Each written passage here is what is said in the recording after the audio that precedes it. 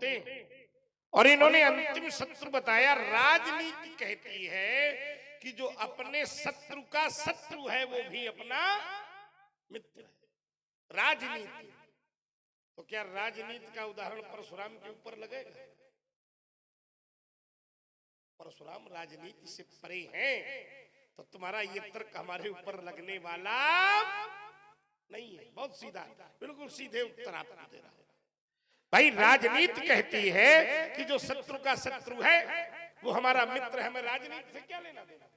हम तो धर्म ध्वज को चलने वाले, धर्म नीति को मानने वाले व्यक्ति, तुम हमको राजनीति का उदाहरण दे रहे हैं। बाचाल कहेंगे।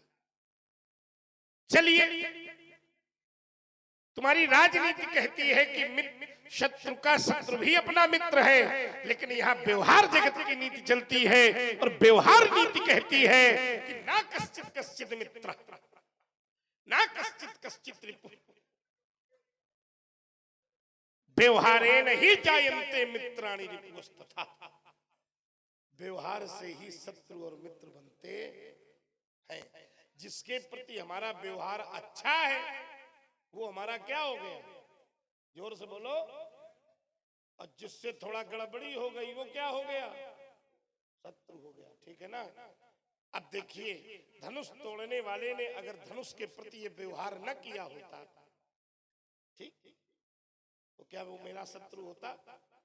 तुम्हारा ही अगर सिद्धांत लगावे तो अपना मित्र अपना शत्रु शत्रु है, ठीक, अपने मित्र का भी शत्रु अपना शत्रु है। अब विचार करो, ये भगवान शिव का धनुष था और भगवान शिव मेरे गुरु हैं, और उनके इस आयुध के साथ ऐसा व्यवहार करने वाला भला मेरा मित्र होगा कि शत्रु होगा? तो मैंने अगर उसे शत्रु माना तो कुछ गड़बड़ किया है क्या? अब एक बात तुम्हारी यहां पर निकल करके आई है। हमारा तुम्हारा शब्दों का शास्त्रार्थ है, विचारों का विनिमय है, और इन विचारों में मथानी चलेगी तो कोई ना कोई निष्कर्ष जरूर निकलेगा। तो राजनीति हमारे ऊपर लगेगी नहीं। यहाँ धर्म नीति का कोई उदाहरण हो तो तुम लाना। राजनीति क्या कहती है? राजनीति से हमको कोई लेना देना नहीं है। तो आप बेटा धर्म नीति का कोई उदाहरण लाइए। तुमने कहा पंडित जी सब कुशल मंगल, हमने कहा नहीं। तो बोले हमारे यहाँ तो कुशलता है। मेरे यहाँ कुशलता इसलिए नहीं है कि वेद कहते हैं कुशलक्षेमः शिवः। कुशलता तो केवल भगवान शिव पर ही प्राप्त होती है। शम कल्याणम करोति शः शंकरा। जो सबका कल्याण करे, कुशल करे, उसका नाम शंकर। और ये धनुष किसका था भैया? जोर से बोलो। और तोड़ने वाले ने इसको तोड़ा है। तो ईमानदारी से बताओ, जब हमारी कुशलता शंकर जी से है और उनका धनुष टूट गया है, तो क्या परशुराम के जीवन में कुशलता हो सकती है? समझाओ इस बालक को। इतनी विचार करके बोले तो जब भगवान शंकर से मेरी कुशलता है, जैसे तुम्हारी कुशलता रघुराई से है, और उनके साथ कोई अनैतिक व्यवहार करे तो तुम्हारी कुशलता समाप्त हो जाएगी। ऐसे ही मेरी कुशलता भगवान शिव से है, और शिव जी के धनुष को तोड़ दिया गया है, तो मेरे जीवन में कुशलता नहीं होगी। इसलिए आप संभाल कर बोलो छोटे राजकुमार, बुद्धि के कपट खोल कर बोलो। ठीक है, हाँ, कपाट खोलो। क्योंकि जो तुमने बहुत सी धनुइयां तोड़ी थी वो तुम्हारा व्यक्तिगत मनोरंजन था। आज जो टूटा है ये मेरे मनोरंजन का विषय नहीं है, ये मेरी ममता का केंद्र नहीं है, ये मेरी आस्था का केंद्र है, ये मेरी श्रद्धा का केंद्र है, ये मेरे विश्वास का केंद्र है। इसलिए बोलत तो ही न संभाली। है राजा के छोकरे, तू संभाल कर नहीं बोलता। धनु ही शम त्रिपुरार धनु विदित सकल संसार। सब कुछ आपकी श्रद्धा का केंद्र है, आस्था का केंद्र है, विश्वास का केंद्र है, पूजा का केंद्र है। लेकिन चिंतन यहाँ करिए महाराज कि समाज में प्रत्येक व्यक्ति का समर्थक होता है, विरोधी होता है, लेकिन विरोधी तत्व होने पर भी विरोध न करना, ये क्या है? इस पर भी चिंतन करिए। जैसे चंदन का गुण शीतलता देना है और चंदन शीतलता देना बंद कर दे तो ये अप्रत्याशित घटना है, अप्रत्याशित। विचार करना चाहिए। आपने विरोध किया, गलत नहीं किया, हम ये नहीं करें कि आपने गलत किया, लेकिन पहले विचार करिए फिर, क्योंकि अभी आप कह रहे हो गलत हमने नहीं किया, अब बाद में मान लो समझ में आ जाए कि हमने गलत किया और फिर कान पकड़ के उठो बैठो, तो फिर क्या मतलब है जिंदगी का? भाई अभी आपने ताल ठोक दी, अब बाद में फिर गलती मानो, तो ये लड़कन के खेल थोड़ी है। आप कौन लड़कन हो? इसलिए विचार करिए कि तत्व विरोधी है, लेकिन विरोधी तत्व होने पर भी व्यक्ति का विरोध नहीं हो रहा, तोड़ने वाले का कोई विरोध नहीं कर रहा है, जबकि शास्त्र कहता है कि समाज में लोग ईश्वर के भी विरोधी होते हैं, लेकिन तोड़ने वाले का इस सभा में विरोधी है, ऐसा नहीं कि नहीं है, लेकिन तोड़ने वाले पर आपत्ति ना आए इसलिए नहीं बता रहे, नहीं और तो औका कारण है, बताओ, क्योंकि तोड़ने वाले का विरोध किया है। यहां पर कुछ लोगों ने ताल ठोकी है और ये कहा था कि लेउ छड़ाए सिया का कोऊ और धरी बांधव नप बालक दोऊ, जो विदेह कछु करे सहाई तो जीतम समर सहित दोऊ, भाई तोड़े धनुष जान नहीं सरई और जियत हम ही कुमारी को। लेकिन वो विरोध नहीं कर रहे, आपको बता नहीं रहे, तो क्यों नहीं बता रहे? चिंतन यहां थोड़ा कर लीजिए तो ठीक रहेगा। हमने कहा था कि मित्र और शत्रु ये तीन प्रकार के होते हैं। आपने कहा तुमने हमको राजनीति से जोड़ दिया, ये राजनीति, तो राजनीति का मतलब अधर्म नीति होती है क्या? राजनीति का संचालन कैसे होता है? नीति क्या है? नीतियां कहां हैं? राजनीति का क्या मतलब कि यह गलत काम है क्या? हाँ, कुछ लोग आए का गलत का बनाए हैं। राजनीति को कुछ लोग गलत परिभाषा में परिभाषित किए हुए हैं, अन्यथा राजनीति धर्म नीति ही राजनीति है, धर्म नीति ही राजनीति है। अंतर केवल हो जाता है कि राजनीति खराब वहां हो जाती है कि जब राज खजाना खाली हो जाए, लेकिन निज खजाना कभी खाली न हो पाए, वहां पर राजनीति अधर्म नीति बन जाती है। राजनीति अधर्म नीति तब बन जाती है कि मेरा परिवार आगे बढ़े, तब अधर्म नीति बन जाता है, लेकिन राजनीति धर्म नीति तब बन जाती है कि मेरा देश उत्थान करे। परिवार ही देश नहीं है, परिवार ही देश नहीं है, मेरा पूरा देश ही परिवार है। जब इस भावना से काम किया जाएगा तो वो राजनीति भी धर्म नीति बन जाएगी, और जब परिवार ही मेरा देश है इस भावना से काम किया जाएगा तो राजनीति अधर्म नीति बन जाएगी। राजनीति कोई इतना हल्के में उड़ा दिया, बोले हमको राजनीति में घसीट रहा, तो राजनीति कौनो गलत काम आएगा, कौनो पाप आएगा? क्योंकि अगर राजा है, सुशील राजा है, तो नीतियों का वर्णन हमारे शास्त्रों में है। शास्त्र कहता है कि शास्त्र के अनुसार यदि नीतियां सभा में जन कल्याण हेतु प्रसारित की जाएंगी तो वो राजनीति शुचिता की ओर जाएगी। निज खजाना ना राज खजाना फले फूले, निज परिवार नहीं मेरा देश फले फूले, तो वो राजनीति धर्मनीति के रूप में परिवर्तित होती है। हमने कहा था कोई किसी का मित्र नहीं, सब आपने एक श्लोक पढ़ दिया, बोले कोई किसी का मित्र नहीं होता है, कोई किसी का शत्रु नहीं होता है, ये तो व्यवहार नहीं जानते। देखो शब्द पर ध्यान देना है आपको, मैं व्यवहार का विरोध नहीं कर रहा हूं। जैसे आपने उदाहरण दिया था ना, ये शंकर जी का धनुष है और तोड़ने वाले ने शंकर जी के धनुष को तोड़ा है, तो ये तो बात मेरे पक्ष में चली गई कि मित्र का मित्र अपना मित्र, मित्र का मित्र मेरा मित्र। वैसे ही शंकर जी आपके गुरु और शंकर जी का उसने धनुष तोड़ा है, तो ये तो हमारी बात का आप समर्थन कर रहे हैं। विरोध थोड़ी कर रहे हो। व्यवहार के बिना संसार अधूरा है, ये हमको भी मालूम है, क्योंकि ये कर्म भूमि है। व्यवहार माने कर्म, और यहाँ जो आया है उसको कर्म करना पड़ेगा। शास्त्र कहता है कर्म प्रधान विश्व रच राखा, और जो जस करिए सो तस फल चाखा। जो जैसा कर्म करेगा उसको कर्म के अनुसार फल मिलेगा। लेकिन कर्म वही होता है, लेकिन वही कर्म अगर हमारे मित्र के साथ में हो जाए तो हमको बुरा लगेगा, लेकिन वही कर्म अगर हमारे शत्रु के साथ में हो जाता बुरा लगेगा न लगेगा। जैसे उदाहरण दे रहा हूं, जैसे आपने बताया था ना, वैसे हम आप ही का उदाहरण दे रहे हैं। ये शंकर जी का धनुष टूटा है, तो ये व्यवहार से आपने शत्रुता का संबंध बनाया है कि संबंध से बनाया है? धनुष जो टूटा है, ये जो शत्रुता का संबंध बनाया है आपने, ये व्यवहार के कारण बनाया है कि संबंध के कारण बनाया है? तो पहली चौपाई आपके लिए प्रमाणित करती है कि तेई अवसर सुनी का सुनी शिव धनु, और शिव जी ते आपका का है संबंध है।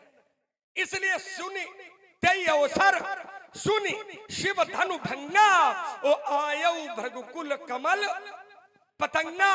और मेरे भैया से फिर आपने कहा कि सुनहु राम जय जय, कौन जय शिव धनु, शिव धनु जिसने तोड़ा है। तो शंकर जी आपसे आपका संबंध है। मैं व्यवहार का विरोधी नहीं हूं, लेकिन वही व्यवहार आपके अपने के साथ में होता है तो बुरा लगता है, वही व्यवहार मेरे विरोधी के साथ में होता है तो वो मुझे बुरा नहीं लगता है। इसलिए जो आपकी यह टिप्पणी आई है कि शंकर जी का धनुष तोड़ दिया है, तो ये व्यवहार नहीं, ये संबंध है। इसलिए विचार करें। मैं अपनी वाणी पर विराम लगाता हूं, आपके चिंतन की प्रतीक्षा करता हूं। देखो, संबंध और व्यवहार दो शब्द हैं, और सब विचारक लोग बैठे हैं। जैसे कुछ संबंध अपने आप बनकर आते हैं और कुछ संबंध व्यवहार से भी बनाए जाते हैं। इसको समझिए, जैसे कुछ संबंध जन्मजात होते हैं और कुछ संबंध जन्म लेने के बाद व्यवहार से बनाए जाते हैं। कौन से संबंध? जैसे पिता और पुत्र का संबंध, ये ऊपर से निश्चित है। पिता और पुत्र, भाई और बहन, ये संबंध पूर्व निश्चित है।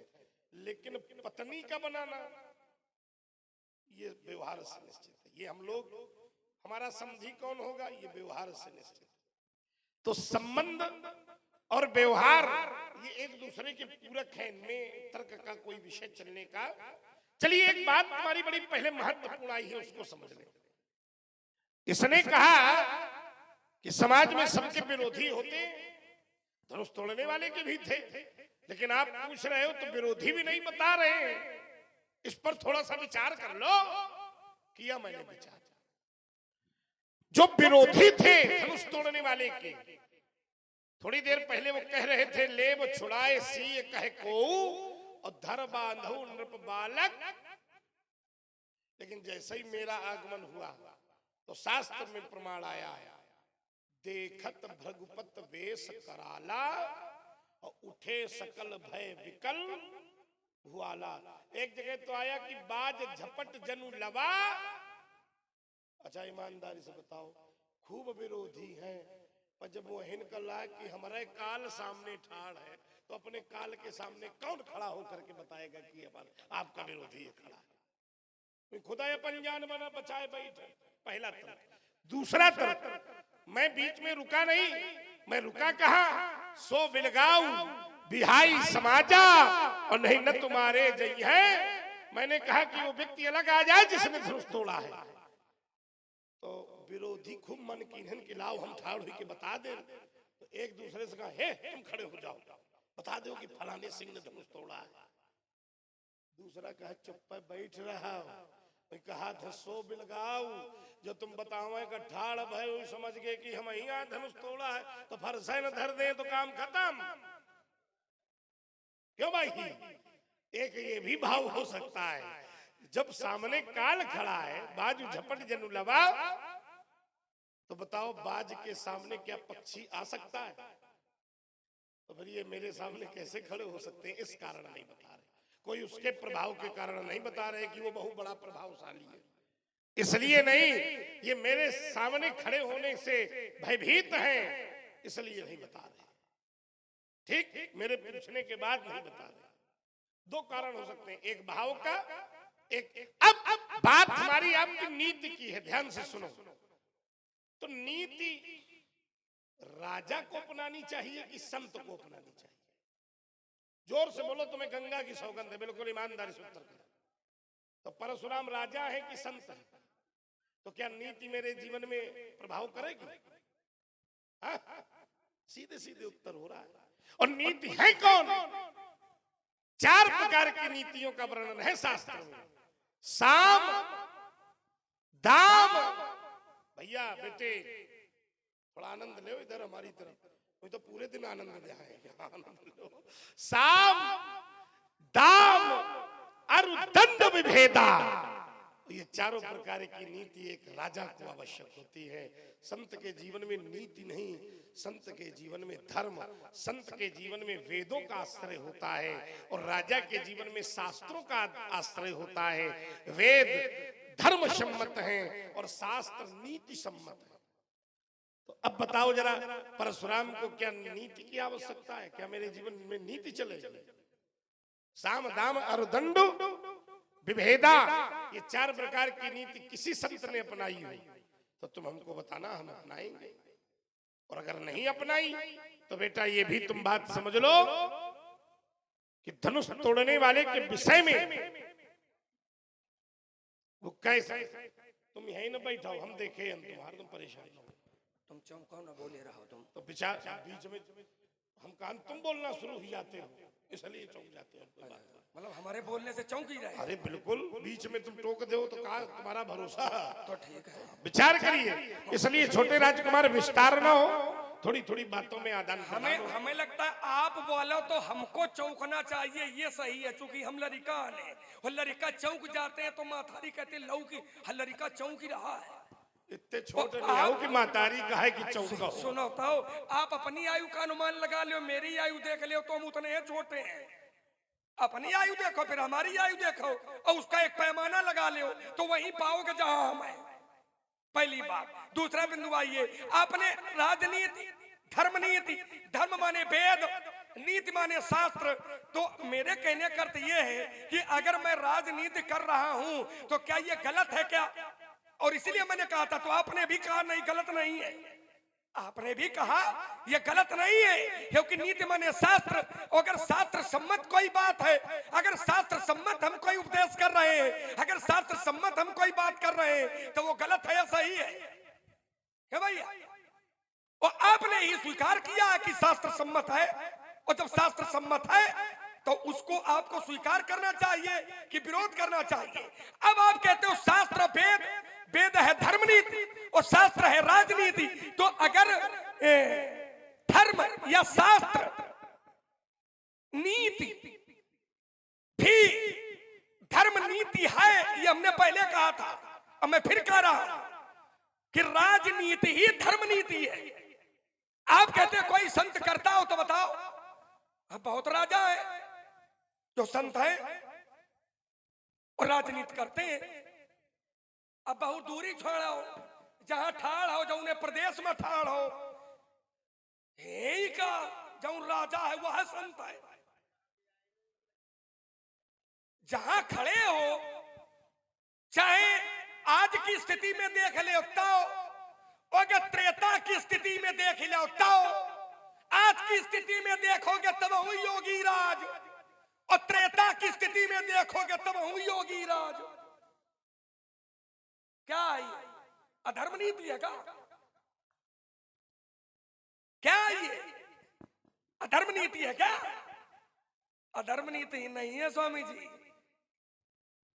ये धर्म नीति ही है, क्योंकि शास्त्र कहता, और इसलिए मैंने दो उदाहरण दिए थे कि राजनीति धर्म नीति तब बनती है और राजनीति अधर्म नीति तब बनती है। राजनीति धर्म तब बनेगी जब अपने परिवार को तुम देश मानोगे, अपने परिवार को जब तुम देश मानोगे तो ये राजनीति अधर्म नीति है, और अपने देश को जब तुम परिवार मानोगे तो ये राजनीति तुम्हारी धर्म नीति है। इतना अंतर है। दूसरा बिंदु आइए, आपने कहा लक्ष्मण, इन लोगों के न बताने का एक कारण है। क्या कारण है? आपने कहा कि जिस समय हम आए थे तो ये लोग हमसे ऐसे डर गए थे जैसे बाज झपट जन लवा लुकाने, इसलिए ये लोग खड़े नहीं हो रहे हैं। अच्छा, लेकिन अब जिसके लिए आपने विरोधी तत्व के रूप में स्वीकार किया, उसके लिए तो ये हट गए ना भाई। आपने अब तो केवल केंद्र बिंदु तोड़ने वाले के ऊपर निर्धारित कर दिया ना कि तोड़ने वाला अलग किया जाए। तोड़ने वाला चाहिए और तोड़ने वाला मिल जाएगा तो हमें किसी से कोई लेना देना नहीं है, और ये विरोधी है। तो ये बात आपने कब कही है? बात झपट जन लवा लुकाने में, या इसको अलग कर दिया है कि तुम लोग नहीं मारे जाओगे, तुम लोग केवल तोड़ने वाले को अलग करो, और अलग न किया तो मारे जाओगे। तो इसमें यह भाव कहा गया कि हम मार दिए जाएंगे? जब आपने पहले अलग कर दिया है, अलग नहीं किया तोड़ने वाले को तो मारे जाएंगे। अलग नहीं किया तो मारे जाएंगे। कौन मारा जाएगा? ये राजा लोग। अगर अलग कर दिया तो नहीं मारे जाएंगे। तो आपने जो मारने का खेल है वो एक व्यक्ति पर सीमित कर दिया है। किस पर? तोड़ने वाले पर। और तोड़ने वाले के ये विरोधी हैं, तो ये क्यों नहीं बता रहे हैं? आप कहते हैं वो विशेष विशेष नहीं है, वो विशेष है पंडित जी, समझौता हो। और कहीं ऐसा तो नहीं है जिसके लिए शास्त्र कहते हैं कि शत्रु भी जिसकी प्रशंसा करते हो, बैरी अमुख बड़ाई करही। बैरी माने शत्रु भी जिसकी प्रशंसा करते हैं, कहीं तोड़ने वाला वो व्यक्तित्व तो नहीं है। अगर तोड़ने वाला वह व्यक्तित्व है तो निश्चित रूप से आप अपनी घोषणा पर, आप अपने विचार शैली पर एक बार परिवर्तन करिए। और नहीं परिवर्तन करोगे तो महाराज मैं एक वाक्य केवल कहूंगा, का वर्षा जब कृषि सुखाने, और समय चूक पुण्य का पछताने। समय चूक गया, अब फिर कान पकड़ के उठे हो बैठे हो तो फिर कौनो जिंदगी का मतलब नहीं है।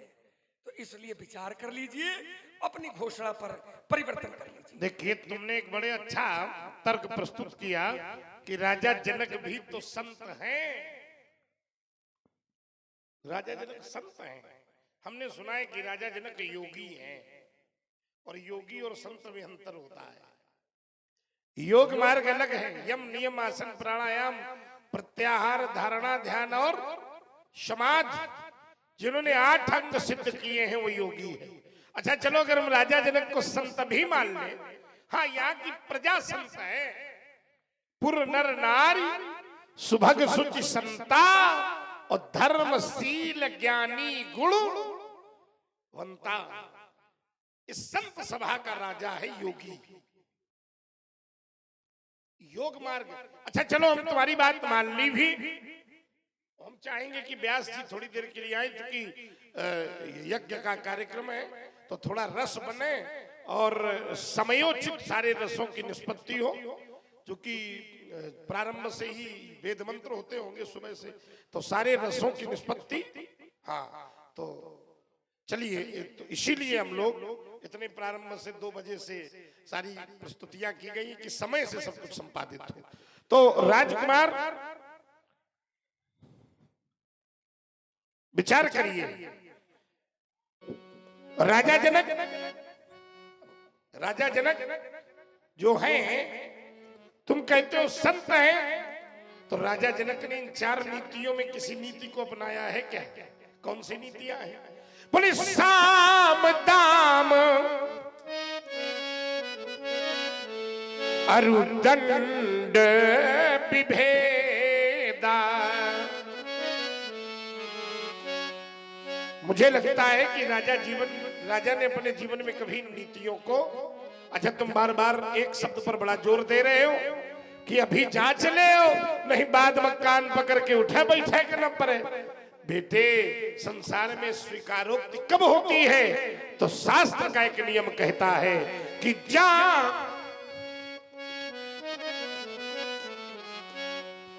जानय बिनु ना होय प्रतीति।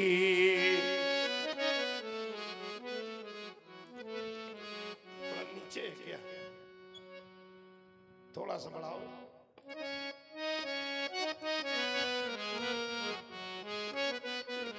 अरे जानय बिनु ना होय प्रतीति।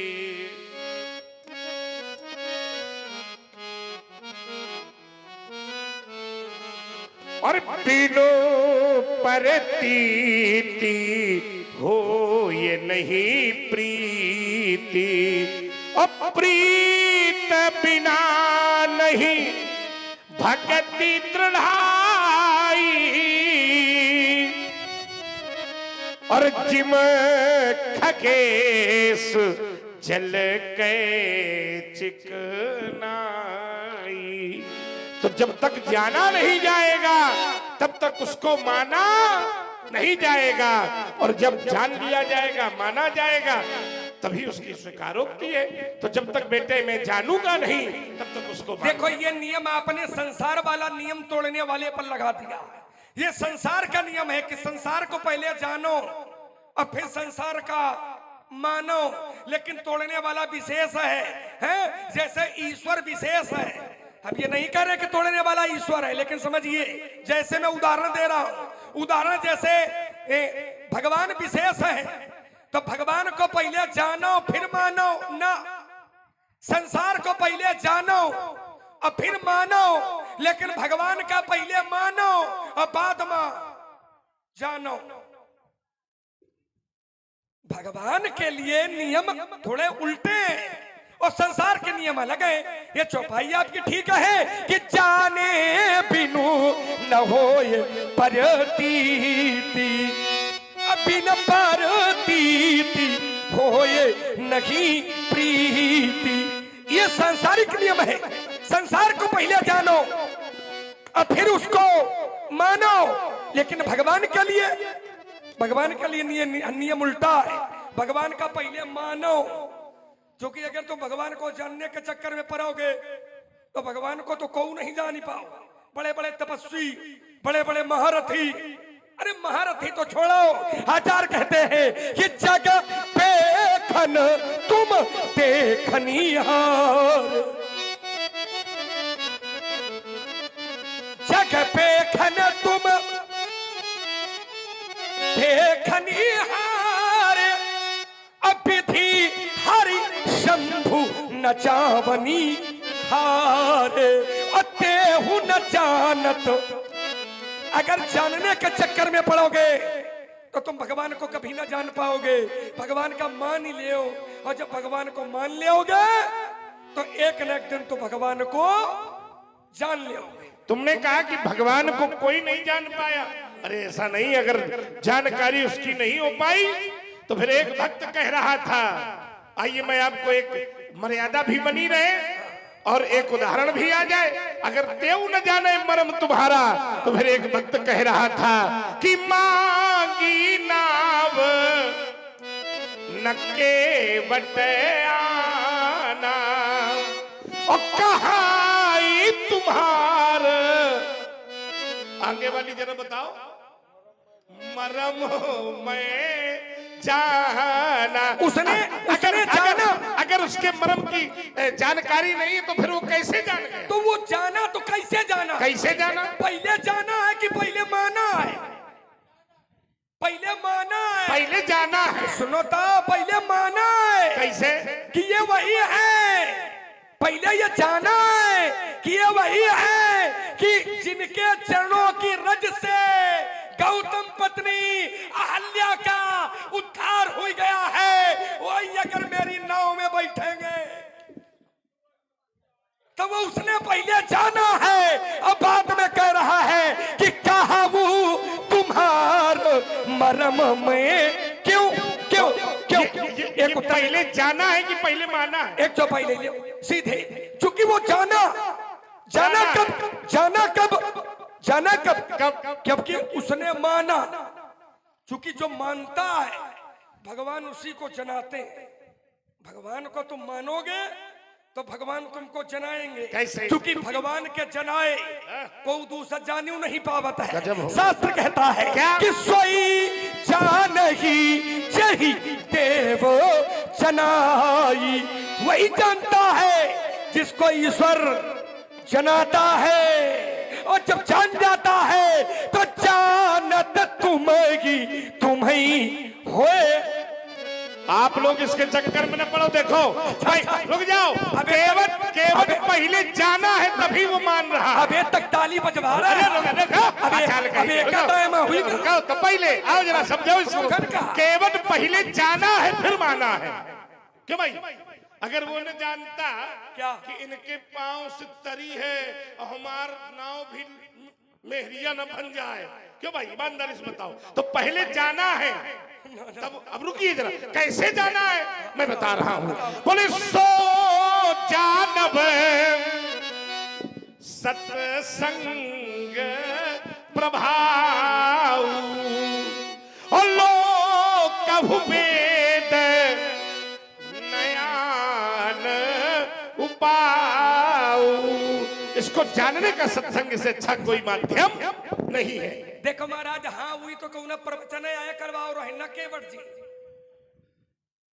देखो सत्संग नहीं, तुम चाहे जा जाओ सत्संग में, लेकिन अगर वो नहीं चाहेगा तो नहीं होगा। और क्या जीता जागता उदाहरण तुम्हारी माथारी है, माता सती जी। मातारी देखो, एक शब्द देखो। शंकर जी एक बार वाह त्रेता युग माही शंभु गए कुंभज ऋषि पाई। सत्संग के लिए गई थी और सती जी का क्या भार आया? सती जी के ऊपर सत्संग का प्रभाव आ रहा होगा। कैया वाली चौपाई ठीक उनके सती जी पर बैठेगी का कि सो जानब सत्संग प्रभाव। तो सती जी सत्संग में गई थी और लौट के आई तो जान ही पाई रहा कि न जान ही पाई रहा? क्या जान पाई थी का? अगर जान गई होती तो भोले बाबा ये थोड़ी कहते कि जब तुम्हारे मन अति संदेह तब किन जाई परीक्षा। सत्संग ऐसे नहीं महाराज, क्योंकि जब वो कृपा करेगा तभी तुम जान पाओगे। अब हम कहते हैं कि सत्संग भी मिलेगा, वो भी ईश्वर की कृपा से ही मिलेगा। शास्त्र कहता है कि बिनु सत्संग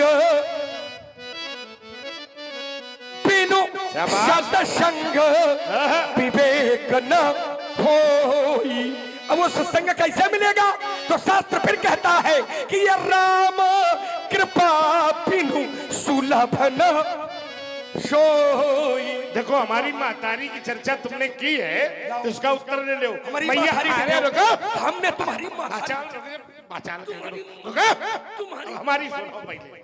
आओ जरा एक बात ईमानदारी से बताओ, मैया सती ने सत्संग किया था तो मैया सती जानती भी है और उसका जानने का मैं उदाहरण दे रहा हूँ।